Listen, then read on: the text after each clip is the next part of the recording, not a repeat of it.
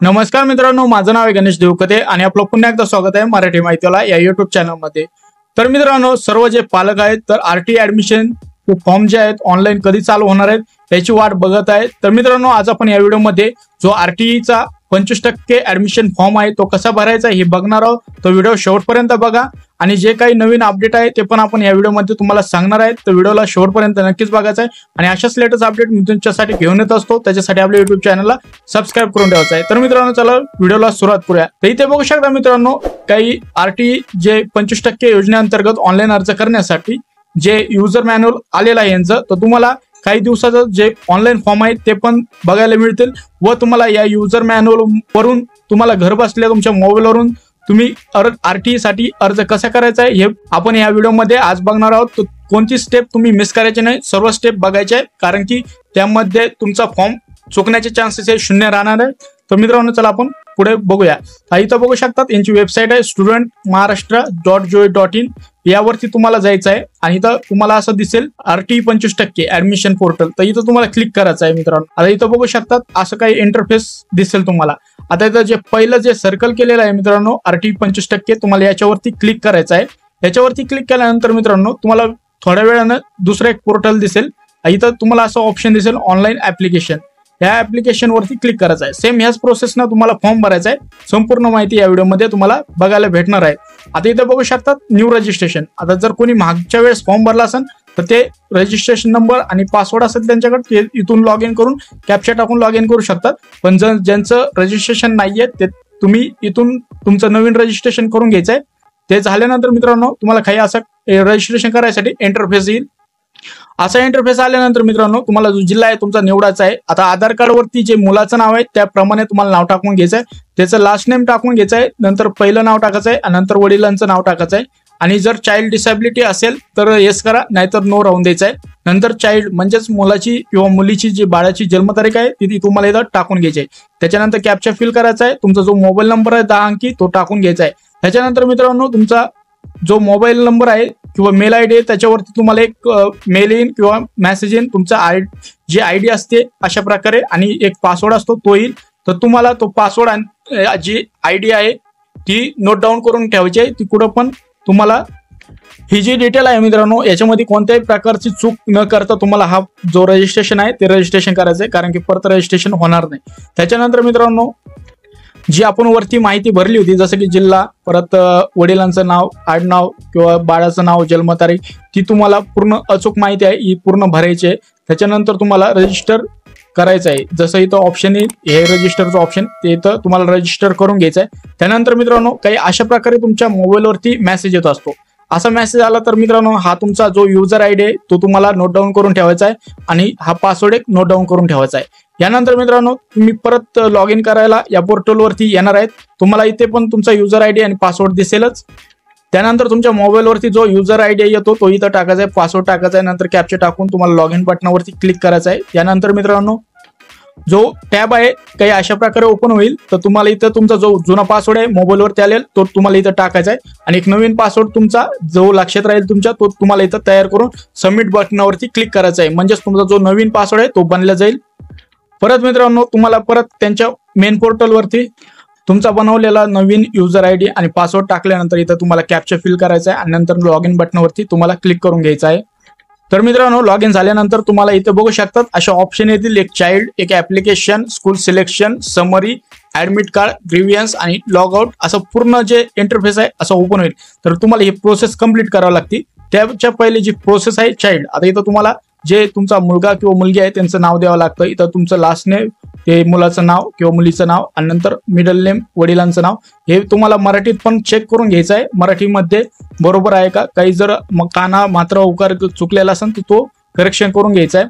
आईंचं नाव पण इथं बरोबर टाकून घ्यायचं आहे, जसं आधार कार्ड वरती आहे तसं इथे तुम्हाला आईचे पूर्ण नाव चेक करून घ्यायचे आहे, वडिलांचे पूर्ण नाव चेक करायचे आहे। त्याच्यानंतर वडिलांचं मराठीमध्ये, इंग्लिशमध्ये सर्व जे पूर्ण नाव आहे ते तुम्हाला चेक करायचं आहे। जी बाळाची जन्मतारीख आहे ती पूर्ण एकदा चेक करून घ्यायची आहे। त्याच्यानंतर तुमचं इथं एज कॅल्क्युलेशन होईल, इथं एज कॅल्क्युलेशन बरोबर बघून घ्यायचं आहे। त्याच्यानंतर तुमचा जो ऍड्रेस आहे, आता इथं गुगल मॅप नुसार तुमचा ऍड्रेस असतो, इथं लॉंगिट्यूड अँड जो लॉंगिट्यूड लॅटिट्यूड असतो तो तुम्हाला द्यावा लागतो आणि इथं तुमचा हाऊस नंबर, परत स्ट्रीट नेम, परत इथं तुमचं तालुका जिल्हा हे दोन्ही पण तुम्हाला इथं टाकायचे आहे। त्याच्यानंतर इथं गावाचं नाव तुमच्या ह्या लिस्टवरती ओपन होईल, तिथून तुम्हाला ते गावाचं नाव निवडायचं आहे आणि सर्व माहिती क्रॉस चेक करायची बरोबर भरलेली आहे किंवा नाही। मित्रांनो तुम्हाला इथं जे लॉंगिट्यूड अँड लॅटिट्यूड आहे हा निवडण्यासाठी इथं गुगल मॅपचं नाही का एक चित्र असतं, त्याच्यावरती तुम्हाला क्लिक करायचं आहे। याच्यावरती तुमचा जो ऍड्रेस आहे लोकेशन नुसार तुम्हाला ज्या ऍड्रेसवर राहतात तिथे तुम्हाला जे रेड मार्क राहणार आहे तिथं ते रेड मार्क तुम्हाला तिथे नेऊन टाकायचं आहे। इथे बघू शकतात असं गुगल मॅप वरती तुमचं जर घरी इथे असेल तर तुम्हाला रेड मार्क इथं टाकायचा आहे आणि सेव्ह अँड अपडेट वरती क्लिक करायचं आहे। त्याच्यानुसार तुमचा जो लॉंगिट्यूड लॅटिट्यूड असतो तो निघत असतो। परत तुम्हाला इथं अपडेट केल्यानंतर असं काही वॉर्निंग येईल, तर ही वॉर्निंग वरती तुम्हाला ओके बटनावरती क्लिक करायचं आहे, नंतर तुम्हाला दुसरी स्टेप बघायला भेटेल। आता इथे बघू शकता तुमचा जो लॉंगिट्यूड आहे लॅटिट्यूड आहे तो इथं आलेला आहे आणि इथं तुम्हाला इथं विचारलेलं आहे यापूर्वी तुम्ही आरटीई मध्ये प्रवेश घेतला आहे का, जर असेल तर येस करा, नसेल तर नो करा आणि सेव्ह या बटनावरती तुम्हाला क्लिक करायचं आहे। नंतर मित्रांनो पहिली स्टेप कंप्लीट झाल्यानंतर दुसरी स्टेप ऍप्लिकेशनची येणार आहे, तिथून तुम्हाला कितवीला ऍडमिशन घ्यायचं आहे। इथं आपण फर्स्ट स्टँडर्डसाठी ऍडमिशन घेणार आहोत, तुम्हाला मीडियम कोणतं हवं आहे ते बघायचं आहे, तुमचं जे रिलीजन आहे ते निवडायचं आहे, परत कास्ट जी आहे ती इथं तुम्हाला निवडायची आहे, परत तुम्ही डिसेबल असाल तर येस करा किंवा नो करा। नंतर तुमचा आधार कार्ड नंबर आहे तुमच्याकडे तो आधार नंबर इथं तुम्हाला टाकायचा आहे, जर नाही का नसेल तर तुम्ही नो बटनावरती क्लिक करू शकतात। आणि ज्या उत्पन्न काढणार आहे मित्रांनो तुम्ही सेतूमधून ज्या रकमेचं उत्पन्न काढणार आहे ती रक्कम तुम्हाला इथं टाकायची आहे। जर तुम्ही उत्पन्न काढलेलं असेल किंवा जे आरटीआयचं शेवटचं तारीख आहे फॉर्म भरायची त्या अगोदरच उत्पन्न तुम्हाला इथं लागणार आहे, ते उत्पन्नाची जी अमाऊंट आहे तुम्हाला इथं टाकून घ्यायची आहे। जर पॅन कार्ड आयडी असेल तर तुम्हाला टाकायचे आहे, पॅरेंटचा नंबर टाकायचा आहे।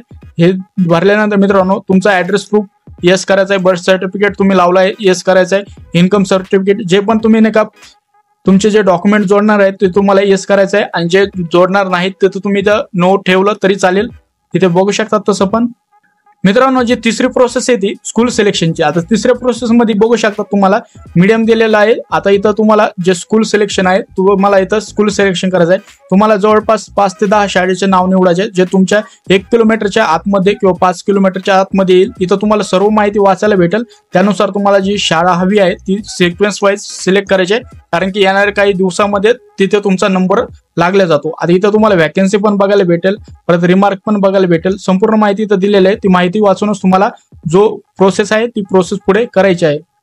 स्कूल सिलेक्शन झाल्यानंतर इथं बघू शकता 1 किलोमीटरच्या आतमध्ये, 3 किलोमीटरच्या आतमध्ये आणि 3 किलोमीटरच्या वरती असं सर्व शाळेचे नाव येतील जे स्कूल सिलेक्शन करतात, त्याची लिस्ट तुम्हाला इथे बघायला भेटेल। त्याच्यानंतर मित्रांनो पुढची स्टेप येते जो फॉर्म आहे तो सबमिशन करायचा।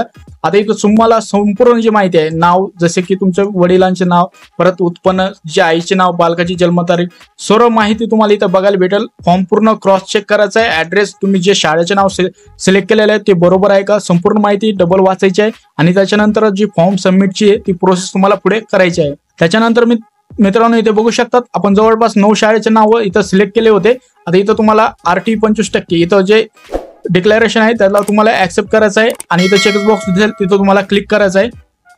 नंतर मित्रांनो तुम्हाला इथे दिसेल application is confirm, now you can change. तर तुम्हाला काही तुम्हाला चेंज करायचे असेल तर तुम्ही करू शकतात, ओके बटन दाबायच्या आधी, नाहीतर तुमची सर्व माहिती बरोबर भरली असेल तर तुम्ही इथं ओके बटनावरती तुम्हाला क्लिक करून घ्यायचं आहे। फॉर्म सबमिट केल्यानंतर मित्रांनो तुम्हाला इथं एक पीडीएफ जनरेटचं ऑप्शन येईल, ते पीडीएफ तुम्हाला इथं जनरेट करून घ्यायचे आहे। ती पीडीएफ तुमच्या मोबाईलमध्ये किंवा पीसी मधून फॉर्म भरला असेल तर त्यामध्ये तुम्हाला डाउनलोड झालेली दिसेल।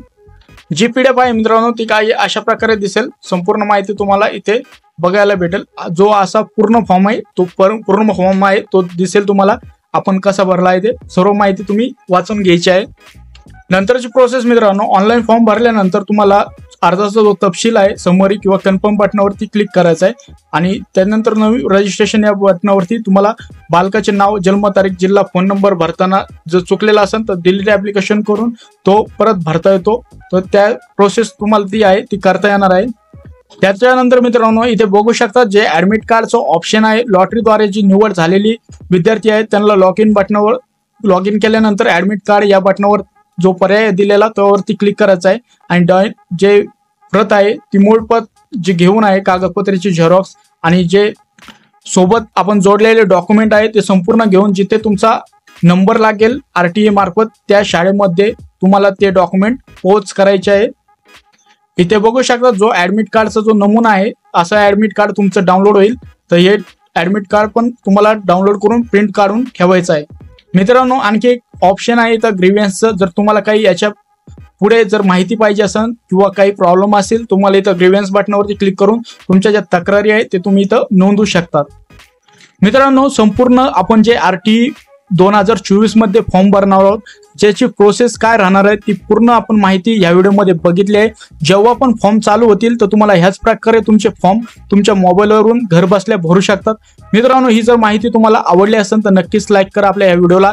आपल्या युट्यूब चॅनलवर अशाच लेटेस्ट अपडेट येत राहतात. त्याच्यासाठी आपल्या युट्यूब चॅनलला तुम्ही आतापर्यंत सबस्क्राईब केलेलं नसेल तर लगेच सबस्क्राईब करून ठेवा. व्हिडिओ बघितल्याबद्दल आपल्या सर्वांचे मनपूर्वक धन्यवाद.